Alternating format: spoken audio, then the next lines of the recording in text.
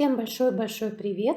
Вы на канале Золотые ручки, подарки своими руками. И сегодня мы поговорим про окрашивание трубочек в белый цвет. Трубочки у меня из потребительской серой бумаги. Испытаю я 4 рецепта окрашивания и поделюсь своими выводами. Первый рецепт – это окрашивание белым колером. Спасибо, что Софья Гаспарян поделилась этим рецептом. Я до этого даже и не знала раньше, что белый колер существует. Нам понадобится вода, белый колер, который продается в строительных магазинах. И если хотите, можно добавить перламутровую эмаль. Но это при желании, она не обязательна. И, конечно, как всегда, где присутствует колер, нужно добавлять акриловый лак. Акриловый лак закрепляет колер на трубочках. Все рецепты будут появляться с правой стороны экрана. Будьте внимательны, ставьте на паузу в нужном месте и записывайте. А также напоминаю, что 1 столовая ложка это 15 мл. И еще обратите внимание, что перламутровая эмаль бывает разной. Я буду использовать серебристо-белую эмаль, которая больше подходит по цвету, так как она белая, перламутровая. А также вот эта вот эмаль называется жемчужная. Она придаст, если вы будете такую использовать для окрашивания, желтоватый оттенок, потому что она слегка желтая. И при выборе перламутровой эмали, конечно, посмотрите выкраски в строительных магазинах обязательно, потому что она очень отличается по цвету друг от друга. Все компоненты, которые были написаны на экране в рецептуре, я перемешиваю в пластиковой бутылке. Еще раз проговорю рецепт вслух. В 500 мл воды я размешиваю 4 столовые ложки колера, 1 столовую ложку перламутровой эмали и 4 столовые ложки акрилового лака. Все, что я перечислила, на водной основе, чтобы они друг с другом подружились и хорошо смешивались, иначе ничего не получится. Очень часто задаваемый вопрос – это вопрос, когда красишь трубочки колером, сколько добавлять колера, а сколько лака. Девочки, прошу запомнить раз и навсегда. Сколько вы добавляете столовых ложек колера, столько же положите и лака. Это 2 ингредиента, которые надо размешивать в составе, как это сказать, равноценно. Если 1 ложка колера, то значит 1 ложка лака. Если вы добавляете до нужного оттенка 2 ложки колера, то значит это 2 столовых ложки добавляете и акрилового лака. И так далее. Состав очень хорошо перемешиваю в пластиковой бутылке, а затем приступаю к окрашиванию наших трубочек. Существует 3 варианта окрашивания трубочек. Я сегодня в видео покажу вам 2 из них. Первый вариант сейчас вы видите на экране. Это вот в такой емкости, когда наливаешь красящий состав, такое корыце я его называю, и купаешь трубочки в этом составе. Потом излишки воды стряхиваешь, а трубочки откладываешь и приступаешь к новой партии трубочек, купать, так сказать, трубочки в этом составе. Этот способ мне нравится тем, что можно за маленькое короткое время окрасить очень большой объем трубочек. И я этим способом очень часто пользуюсь. Второй способ окрашивания – это окрашивание кистью. Я покажу, как я это делаю немножечко попозже в этом же видео. И третий способ окрашивания – это окрашивание в трубе или в пластиковой бутылке, когда наливаешь жидкость вот в эту тубу, а потом окунаешь трубочки сначала одним концом, а потом поворачиваешь и окунаешь трубочки другим концом. Вот именно этот третий способ мне, по крайней мере, мне неудобен, и я им никогда не пользуюсь. Как-то 1 раз попробовала, он мне полностью не понравился, не прижился у меня. Может быть, у вас приживется. Загуглите, посмотрите, почитайте в интернете о нем. Когда я окрасила все трубочки на 1 раз, я красящий состав сливаю в бутылку. Делаю это для того, чтобы вот этот чудик, который бегает все время вокруг и около, не залез мне в краску ни лапами, ни мордой своей. Ну и также в бутылке потом перед вторым окрашиванием гораздо удобнее размешивать состав, чтобы не было внизу осадка. А трубочки раскладываю и даю им немножечко подсохнуть. Прошло примерно около 2 часов, и я приступаю ко второй окраске. То есть окрашивать буду на 2 раза. Откладываю эталон покраски на 1 раз в сторонку, а все остальные трубочки буду красить на 2 раз. Опять хорошо встряхиваю бутылку с краской, наливаю ее в свое корытце. И все повторяю заново, как и в первый раз окрашивала, также окрашиваю на 2 раз свои трубочки, чтобы они были более белыми. Результат окрашивания я покажу потом вам в сравнении с другими рецептами.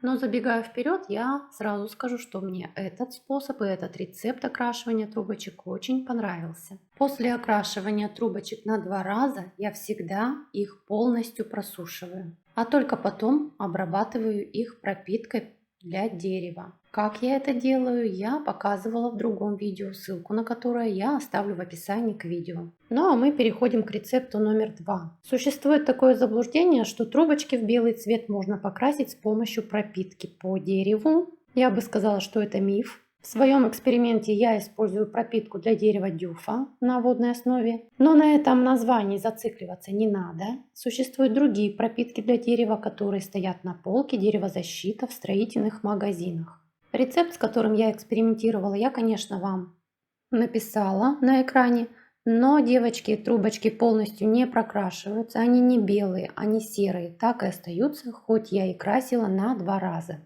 И при этом при окрашивании трубочки все очень-очень сильно слипаются, так как насыщенность дюфы очень большая в этом составе, и красить их очень неудобно. Поэтому на этом рецепте я останавливаться долго не буду. Скажу, что так делать не надо. Если я заблуждаюсь, можете опровергнуть мое мнение в комментариях. Ну а мы переходим к третьему рецепту. Вода и эмаль для радиаторов. Почему-то эмаль для радиаторов это как панацея при прокрашивании трубочек в белый цвет. Хотя, как я выяснила, это не так. Но в этом рецепте, именно в третьем рецепте, я буду использовать именно эмаль для радиаторов на водной основе. Останавливаться на этом рецепте я тоже долго не буду. В смысле проговаривать, что, сколько и как кладется и где перемешивается. Просто покажу вам второй способ окрашивания трубочек. Это окрашивание трубочек кистью. Такой способ окраски подходит для того, чтобы не пачкать мое замечательное корытце. И когда нужно покрасить маленькое количество трубочек, как я делаю в виде эксперимента, тогда я беру в руки кисть и крашу вот таким способом. И так как мои видеоэксперименты затянулись, я не выдержала и воспользовалась одной подсказкой. Не помню, у кого я подсмотрела и в каком видеоролике, но, девочки, я взяла в руки фен и начала подсушивать трубочки феном. И, кстати, это мне очень понравилось. Это на самом деле мое еще одно открытие в покраске и увеличении скорости просушки трубочек. Трубочки очень такие теплые, становятся так хорошо рукам, тепло. Кто всегда торопится и кому надо быстро-быстро высушить, быстро-быстро начать дальше плести, этот вариант просушивания трубочек феном вам очень понравится. Попробуйте. Ну а мы дальше переходим к четвертому рецепту окрашивания трубочек в белый цвет. Это эмаль и грунт. Грунт это я так назвала грунтовку глубокого проникновения. Берем 100 мл воды, 100 мл грунтовки глубокого проникновения. И здесь я пошла против всех правил и взяла эмаль универсальную, но той же фирмы, что у меня грунтовка, акриловый лак. То есть я так подумала, если один производитель моих материалов будет, то все компоненты в моей бутылочке при замешивании очень хорошо подружатся. Вот из этого и расчета я взяла эмаль универсальную, причем она матовая.